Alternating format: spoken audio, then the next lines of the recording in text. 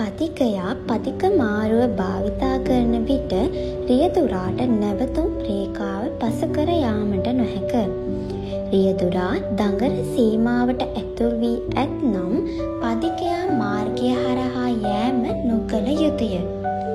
සිතීමේ දුර සහ තිරිංග ක්‍රියාත්මක වීමේ දුරෙහි එකතුව වාහනයක් නතර කර ගැනීමේ දුරට සමාන වේ.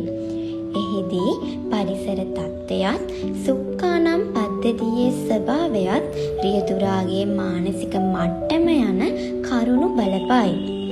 පදික මාරුවේදී වාහනයක් පසුකර යෑම සහ නතර කර තැබීම සිදු කළ නොහැකි වන අතර එසේ නතර කළ වාහන නිසා පාර මාරුවන පදිකයින් අනෙකුත් රියදුරන්ට නොපෙනෙන බැවින් යම් අනතුරක් සිදුවීමට ඉඩ ඇත.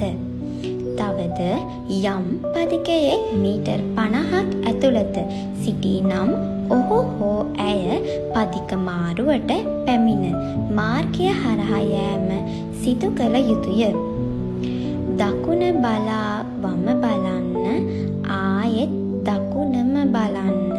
පාරේ වාහන නැත්නම් ඉක්මනින්ම මාරු වන්න.